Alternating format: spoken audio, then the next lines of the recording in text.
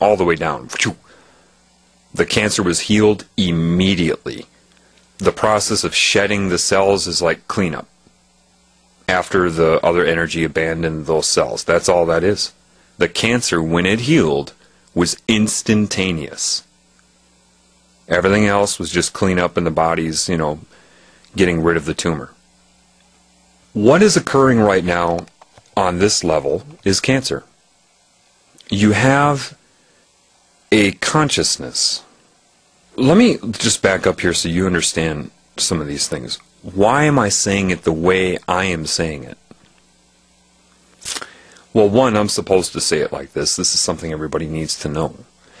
Am I the first person that's talked like this or known this? Of course not. Everybody's connected to, can connect to God. You're going to find out most of you have been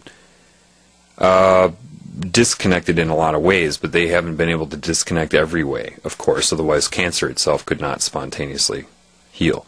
But again, when God commands the mind, it takes what is in your mind, your personality, your experiences, and puts it together around the truth. And if you don't have the words for it, it will direct you to an experience where you can extract a metaphor. This is the beauty of individuality and how it embraces that.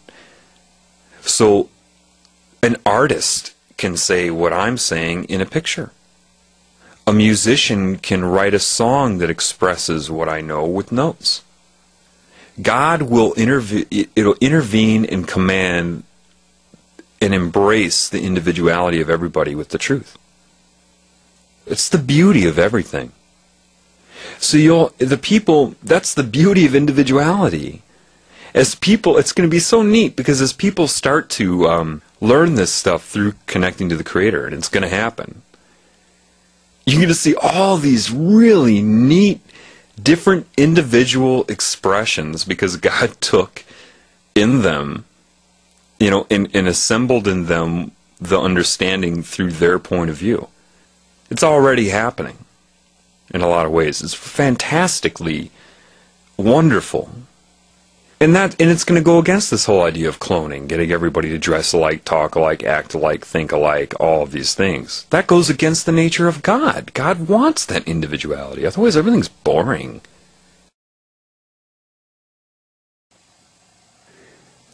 So now you start to have an understanding of, somewhat of the scalar nature of your reality. Now, I know I used the example of half of your consciousness used for yourself and the other half being used by something larger. And that was just a way to get you used to the idea, but it's a little bit different from that. You can look at it, this is also another basic example, but I'll give you an idea of roles of your existence in scalar reality. A very basic example could be, 8 electrons, right, in an electron orbital of an atom. So 8 energies, 4 pairs of couplings, different frequencies that phase cancel each other out or alter their phase and amplitude for interference patterns. One way you could look at that would be, say you make the pointing sign with your fingers, the number 1 sign with both hands, and then point your fingers at each other, leaving about 1 centimeter in between the 2 tips, about 8 inches in front of your head. Now what you'll find is if you change the focus of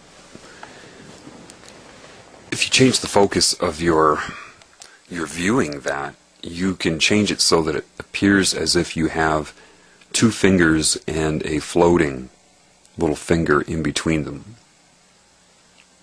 What is that really? They're both transparent as far as your focus is concerned, but when they interfere with each other, it looks like there's a piece of mass there. That's how your eyes are seeing it.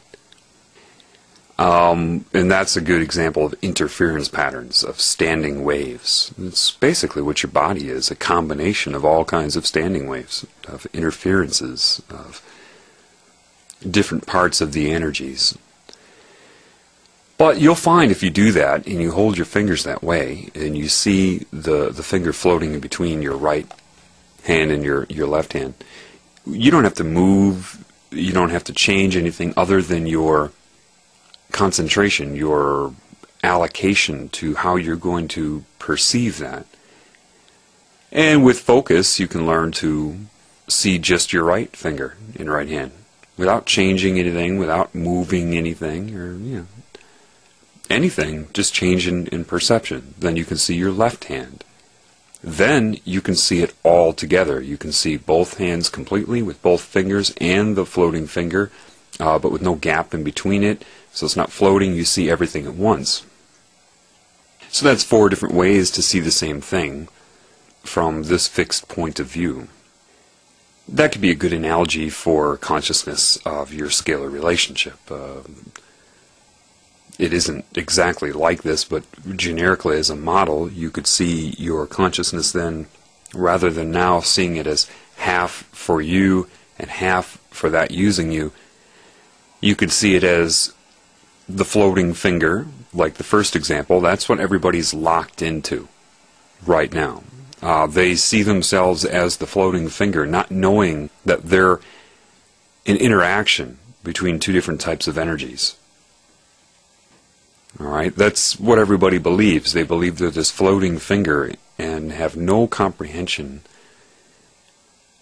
Imagine if your floating finger, when you do that, was self-aware, had no idea you were the one intending to do that you were holding your hands that way. It just saw itself as the floating finger, without any comprehension of how it's there or why it's there. But if you weren't attacked like this, and you were operating correctly, you would also be able to see yourself, for example, as, say, we'll just use the right hand where you can shift it to where you see the right hand and finger, which would be seeing yourself from the consciousness point of view of the components that make you up, and down and down and down from there. Shifting to your left finger, metaphorically, could be seeing yourself as part of something larger. And then the final completion of the valency of an orbital of an atom, which would be having 8 full electrons, you would be allowed that 4th point of view, which is seeing everything or being aware of everything at once, if you choose. It's that last state of mind that animals can go into, that every creature on this planet unaffected by this agenda and what's happening is allowed to do. People that have spontaneously healed from cancer have gone into that mode, and so it had, of course, a scalar effect of the consciousness making them up and their relation to higher, and so the energy animating the cancer cells realized, disconnected from those cells, rejoined your energy, and then those cells are shed. You start to understand then what is matter.